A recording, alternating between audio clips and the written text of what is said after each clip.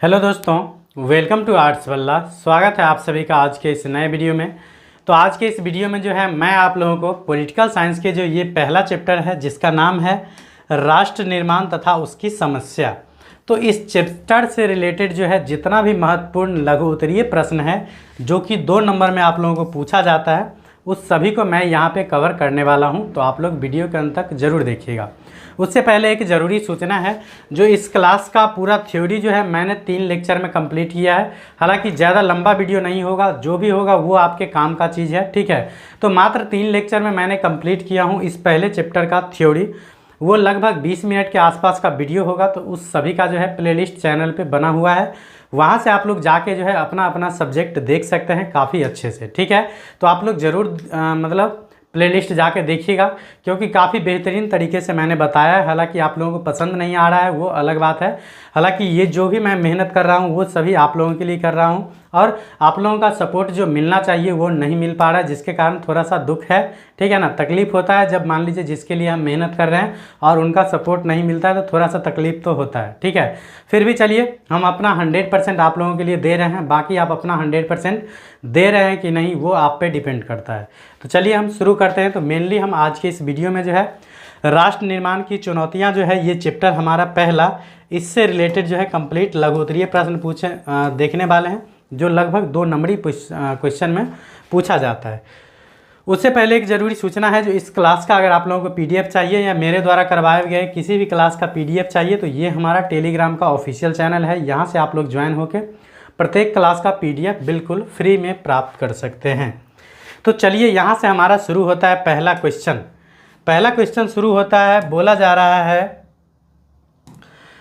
जो सामाजिक व आर्थिक न्याय का क्या अर्थ है। तो सामाजिक मतलब जानते होंगे समाज, हम लोग जिस समाज में रहते हैं उसको बोलते हैं समाज। तो वहाँ पे अगर सबको समान अपॉर्चुनिटी मिले, समान रूप से जीवन जीने का अधिकार मिले, तो वो एक प्रकार का सामाजिक न्याय है। आर्थिक न्याय का मतलब क्या हो गया, तो अर्थ का मतलब याद रख लीजिएगा रुपया पैसा। अर्थ का मतलब यहाँ क्या याद रखिएगा, रुपया पैसा, ठीक है ना। तो जब भी रुपया पैसे के मामले में कुछ समानता मिले तो उसको बोलते हैं आर्थिक न्याय। मतलब कोई इतना भी अमीर नहीं रहे जो खाते खाते मरे, और कोई इतना भी गरीब ना हो कि खाने के लिए मरे। तो इसके बीच को जो बैलेंस बनाना होता है ना, उसी को हम लोग समझते हैं आर्थिक न्याय। तो देखिए यहाँ बोला जा रहा है जो समाज के सभी वर्गों को समानता मिले, उनकी मान मर्यादा सुरक्षित हो। मतलब समाज में जितने भी वर्ग हो उस सभी को क्या मिले, समानता मिले, और उनकी मान मर्यादा सुरक्षित हो। हालांकि अभी ये ज़्यादातर नहीं हो रहा है, मतलब हर जगह लगभग देखने को आप लोगों को मिलेगा।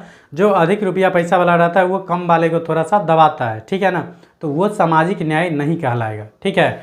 तो सामाजिक न्याय कब कहलाएगा तो जब सभी व्यक्ति को क्या मिलेगा, समानता मिलेगा, उनके मान मर्यादा क्या रहेंगे, सुरक्षित रहेंगे। मान लीजिए कोई गरीब ही है लेकिन उसका मर्यादा मतलब क्या रहना चाहिए, रिस्पेक्ट रहना चाहिए, मतलब उसको किसी भी ठेस नहीं पहुंचाना चाहिए। उसके बाद गरीबी व बेकारी जैसे दोषों का निराकरण हो। गरीबी और बेकारी जो होता है ना, मान लीजिए बहुत गरीब भी नहीं रहना चाहिए, कम से कम इतना ज़रूर रहे जो कम से कम उसको रोटी वस्त्र और मकान उपलब्ध हो जाए, ठीक है। और बेकारी हम किसको बोलते हैं तो जनरली मतलब काम करवा लिया जाता है और उसको पैसा नहीं दिया जाता, एक प्रकार से बंधुआ मजदूर की तरह। तो वो गरीबी बेकारी की समस्या ना हो, उसका निराकरण हो, और आर्थिक विषमता दूर की जाए। इसी को क्या बोलेंगे हम, सामाजिक और आर्थिक न्याय कहा जाता है। आर्थिक विषमता दूर का मतलब वही बताएं, जो कोई इतना भी गरीब ना रहे जिसको मतलब जीवन की जो मूलभूत आवश्यकता हो वो भी प्राप्त ना हो। थोड़ा सा बैलेंस बनाना क्या कहलाएगा, सामाजिक और आर्थिक न्याय, ठीक है। तो चलिए उम्मीद करते हैं आप लोगों को समझ में आ गया होगा। दूसरा क्वेश्चन है, जो स्वतंत्रता प्राप्त में राष्ट्र निर्माण की प्रमुख चुनौतियां क्या थी। मतलब भारत जिस टाइम में स्वतंत्रता प्राप्त किया, ठीक है, उस टाइम में बोला जा रहा है भारत के सामने जो है मेन चुनौतियां क्या थी, क्या क्या मूल समस्याएं थी, ठीक है। तो मुख्य रूप से जो है राष्ट्र निर्माण के समय या हमारा देश जिस टाइम में आज़ाद हुआ था उस टाइम में 3 सबसे बड़ी चुनौतियां थी हम लोगों के सामने। पहला था जो विविधताओं से परिपूर्ण देश में किस प्रकार एकता स्थापित की जाए। मतलब हमारे देश क्या है, विविधताओं से भरा पड़ा हुआ है। विविधताओं का मतलब क्या होता है, जो हमारे देश में विभिन्न धर्म, विभिन्न जाति, विभिन्न समुदाय के लोग रहते हैं, अलग अलग भाषा बोलते हैं, अलग अलग कल्चर अपनाते हैं, अलग अलग रीति रिवाज फॉलो करते हैं, ठीक है ना, उसका जीवन यापन करने का तरीका अलग है, पहनावा ओढ़ावा अलग है, तो ये सभी क्या कहलाता है, विविधता। तो हमारे देश में जो इतना विविधता है उस सभी को एकता के सूत्र में कैसे बांधे रखे, ये हमारा सबसे पहला चुनौती था। दूसरा है जो संविधान से मेल खाती लोकतांत्रिक प्रणाली की स्थापना किस प्रकार की जाए, मतलब हम एक ऐसे शासन प्रणाली की व्यवस्था करें जो संविधान से मेल खाता हो और वो क्या हो, लोकतांत्रिक हो, ठीक है ना। लोकतांत्रिक होता है इसका मतलब क्या है, जो सारी शक्ति जनता में निहित होती है, ठीक है ना। लोकतंत्र में क्या होता है, तो देश के जो चलाने वाले सरकार होते हैं या नेता होते हैं उसको आम आदमी अपने वोट के द्वारा चुनते हैं। तो इसलिए ऐसा लोकतंत्र या ऐसा शासन प्रणाली स्थापना की जाए जो संविधान से मिलता जुलता हो और वो क्या हो, लोकतांत्रिक हो, ठीक है। राजतंत्र नहीं हो, राजतंत्र में क्या होता है, तो राजा का बेटा ही राजा बनेगा, तो वो राजतंत्र नहीं होना चाहिए। कैसा होना चाहिए, तो लोकतांत्रिक होना चाहिए। तो ये दूसरी सबसे बड़ी चुनौतियाँ थी जो किस प्रकार हम लोग ऐसी शासन व्यवस्था को अपनाएंगे। और तीसरा था जो ऐसा विकास जिससे किसी एक वर्ग का नहीं वरन समुच्चय समाज का विकास हो, कैसे किया जाए। तीसरा चुनौती था जो हम लोग ऐसे विकास करें जिसमें किसी एक वर्ग का विकास ना हो बल्कि समुच्चय वर्ग का विकास हो, वो हम लोग किस प्रकार से करेंगे। तो ये हमारा तीसरा चुनौती था। तो याद रख लीजिएगा जो स्वतंत्रता प्राप्ति के समय या हमारा देश जब आज़ाद हुआ था उस टाइम ये तीन सबसे मेन चुनौती जो है हम लोगों के सामने था। तो इसे ज़रूर याद रख लीजिएगा, काफ़ी महत्वपूर्ण क्वेश्चन है। उसके बाद तीसरा क्वेश्चन है जो राज्य पुनर्गठन अधिनियम पर संक्षिप्त नोट लिखिए, मतलब राज्य पुनर्गठन आयोग के बारे में आप क्या जानते हैं, क्या समझते हैं, किसे कहते हैं, या उसके बारे में आप लिखिए। तो यही लिखिएगा। पहली बात ये याद रखिएगा जो राज्य पुनर्गठन आयोग का जो है गठन किया गया था 1953 ईस्वी में। पूछा जाएगा ऑब्जेक्टिव में जो राज्य पुनर्गठन आयोग का गठन कब किया गया, तो 1953 ईस्वी में। तथा इसके अध्यक्ष कौन थे, तो न्यायमूर्ति फजल अली थे। राज्य पुनर्गठन आयोग का गठन जो किया गया था 1953 ईस्वी में किया गया था और इसके जो अध्यक्ष थे वो न्यायमूर्ति फजल अली थे। और राज्य पुनर्गठन आयोग जो है अपना रिपोर्ट कब प्रस्तुत किया था, तो ये 1955 ईस्वी में इन्होंने अपना रिपोर्ट प्रस्तुत किया था। इसके बाद जो है 1956 में जाके राज्य पुनर्गठन अधिनियम जो है संसद के द्वारा पारित कर दिया गया, ठीक है। और इस अधिनियम के अनुसार जो है कुल 14 राज्य बने थे और 6 केंद्र शासित प्रदेश बनाए गए थे उस टाइम राज्य पुनर्गठन आयोग के टाइम में, ठीक है। तो चलिए उम्मीद करता हूँ याद हो गया। सिंपली बताना है जो राज्य पुनर्गठन अधिनियम जो है या उसका गठन 1953 ईस्वी में किया गया था। इसके अध्यक्ष कौन थे, तो न्यायमूर्ति फजल अली थे। इन्होंने अपना रिपोर्ट जो है 1955 ईस्वी में प्रस्तुत किया था। उसके बाद 1956 में इसको संसद के अधिनियम द्वारा पारित कर दिया गया और इसके अनुसार जो है भारत में उस टाइम 14 राज्य और 6 केंद्र शासित प्रदेश थे, ठीक है। कौन कौन था, तो इसे भी आप लोग एक झलक जरूर देख लीजिएगा। हालांकि 2 नंबर वाले में पूछा जाए तो यहाँ तक भी लिख दीजिएगा तो खुशी खुशी 2 नंबर मिल जाएगा आप लोगों को, ठीक है। लेकिन ये लिख देते हैं ना तो कहते हैं सोने पे सुहागे, वो वाला बात हो जाएगा। तो एक झलक देख लीजिएगा, याद रह जाए तो भी ठीक है, नहीं रहे तो कोई बात नहीं। तो इसके अंतर्गत जो 14 राज्य बनाया गया था वो था आंध्र प्रदेश, असम, बिहार, मुंबई, जम्मू कश्मीर, मसूर, केरल। उसके बाद है मध्य प्रदेश, मद्रास जिसको चेन्नई वर्तमान में कहते हैं, उड़ीसा जिसको वर्तमान में ओडिशा बोला जाता है, पंजाब, राजस्थान, उत्तर प्रदेश और पश्चिम बंगाल। तो ये कुल 14 राज्य थे जो राज्य पुनर्गठन अधिनियम 1956 के अंतर्गत बनाया गया था। और केंद्र शासित प्रदेश जो 6 था, कौन कौन, तो दिल्ली, हिमाचल प्रदेश, मणिपुर, त्रिपुरा, अंडमान व निकोबार द्वीप समूह और एक था लक्षद्वीप, ठीक है। तो याद रख लीजिएगा, प्रयास करिए याद रह जाए तो और बेहतर है, क्योंकि आपको जो है ना पूरे दुनिया से मतलब अलग बनना है, ठीक है। देखते हैं ना एग्जाम देता है प्रत्येक साल 14 से 15 लाख, लेकिन टॉपर उसमें से बनते हैं कितना, मैक्सिमम 50 या 100 तक भी कभी कभी 1 to 10 में चला जाता है। तो आपको उस 100 के अंदर में जाना है, ठीक है ना। आपको बाकी 15 लाख वाले जनगणना में शामिल नहीं होना है। तो वो प्रयास कीजिए कम हम सामने वाला से अलग रहें, ठीक है। अगला है जो भारत में विविधता में एकता का क्या अर्थ है, या हम किस प्रकार कहेंगे जो भारत विविधता में एकता का देश है, ठीक है ना। तो उसका अर्थ क्या है, तो याद रखिएगा जो भारत क्या है, एक विशाल देश है। भारत एक बहुत बड़ा देश है जिसमें अनेक धर्म के संप्रदायों, जातियों, भाषाओं, संस्कृतियों आदि के लोग रहते हैं। मतलब भारत एक विशाल देश है जिसमें विभिन्न धर्मों, समुदायों, जातियों, ठीक है ना, और संस्कृतियों आदि के लोग रहते हैं, ठीक है ना।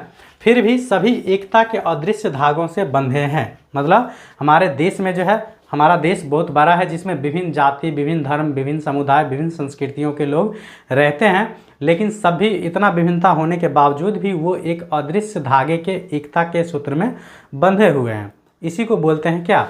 अनेकता में एकता, या बोल सकते हैं विविधता में एकता। तो पूछा जाएगा भारत में विविधता में एकता की विशेषता किसने बताए थे? तो याद रखिएगा नेहरू जी ने जो है भारत में विविधता में एकता की विशेषता बताए थे। तो ये हो गया हमारे देश में विविधता में एकता से आप क्या समझते हैं। ठीक है, तो इसे भी याद रख लीजिएगा, काफ़ी महत्वपूर्ण है। ठीक है, अगला क्वेश्चन है, जो जम्मू कश्मीर भारत का अभिन्न अंग है, कारण बताइए। मतलब आप किस प्रकार कह सकेंगे जो जम्मू कश्मीर भारत का अभिन्न अंग है। ठीक है, तो देखिए बोला जा रहा है भारत स्वतंत्रता अधिनियम 1947 के अंतर्गत रियासत का जो राजा था वो विलय पत्र पर हस्ताक्षर करके अपनी रियासत को भारत संघ में मिला सकता था। पता होगा जो भारतीय स्वतंत्रता अधिनियम जो 1947 में बनाया गया था उसके अंतर्गत राजाओं को 3 मतलब ऑप्शन दिया गया था। पता होगा, एक तो आप भारत के विलय पत्र पे साइन करके भारत में विलय हो सकते हैं, दूसरा था तो पाकिस्तान के विलय पत्र पे साइन करके पाकिस्तान में विलय हो सकते हैं, या आप चाहे तो स्वतंत्र रह सकते हैं।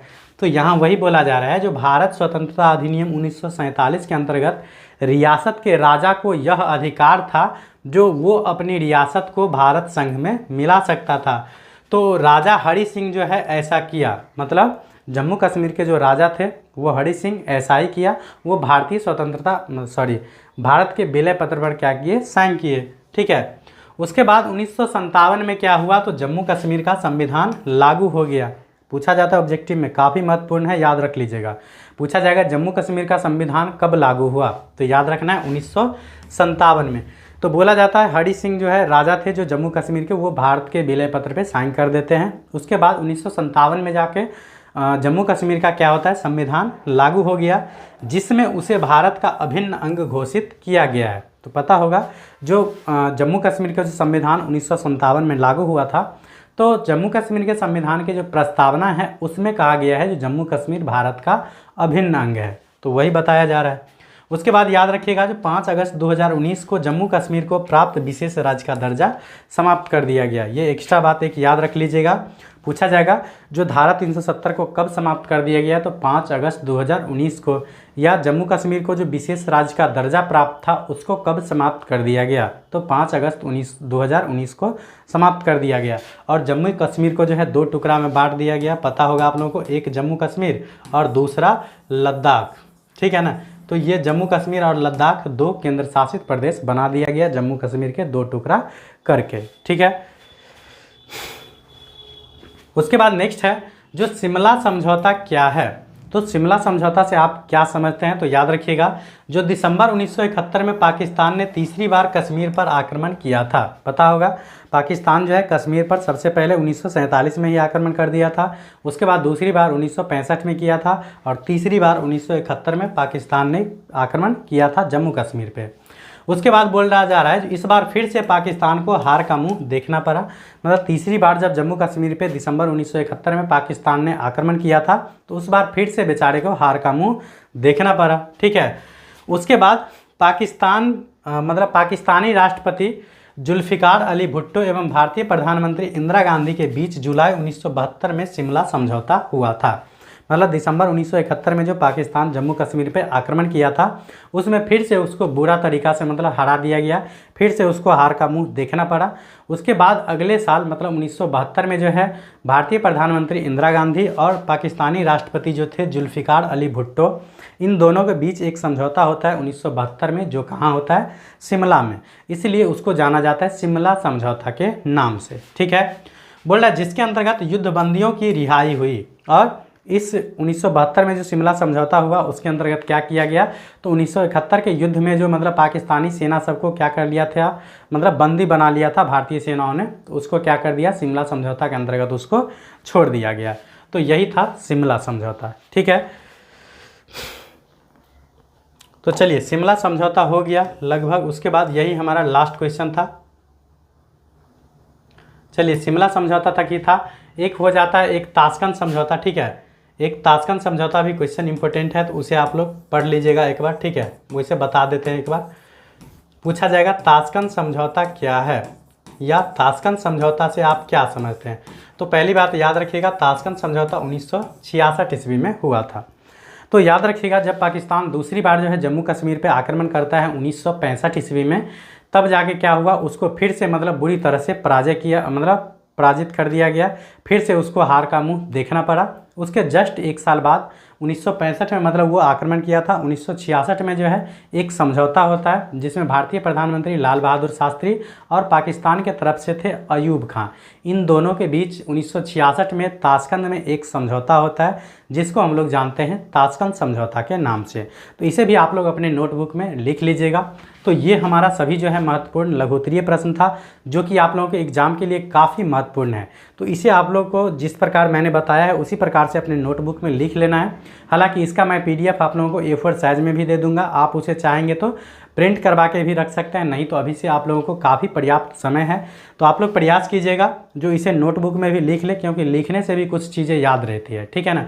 कुछ देख के भी याद रहता है, कुछ याद करने से याद रहता है, कुछ सुन के भी याद रहता है और कुछ लिखने से भी याद रहता है। तो अभी से पर्याप्त समय है, तो प्रयास कीजिए इसे अपने नोटबुक में लिख लीजिए। बाकी आप लोगों को यह वीडियो कैसा लगा कमेंट बॉक्स में ज़रूर बताइएगा। वीडियो पसंद आए तो लाइक कमेंट जरूर कर दिया कीजिए और अपने दोस्तों के साथ शेयर करना ना भूलिएगा। तो इसको अधिक से अधिक दोस्तों के साथ शेयर ज़रूर कर दीजिए, क्योंकि जिस हिसाब से मैं मेहनत कर रहा हूँ आप लोगों का रिस्पॉन्स उस हिसाब से नहीं आ रहा है, तो थोड़ा सा तकलीफ होता है। तो समझिए फीलिंग को, आप लोगों के लिए यह मेहनत किया जा रहा है, तो आप लोगों का सपोर्ट तो एकदम बनता है, ठीक है। तो चलिए मिलते हैं नेक्स्ट इसके दीर्घोत्तरीय प्रश्न के साथ। तब तक के लिए बाय। आई होप आप सभी अपनी तैयारी जो है काफ़ी अच्छे से कर रहे होंगे, ठीक है। तो चलिए मिलते हैं नेक्स्ट वीडियो में।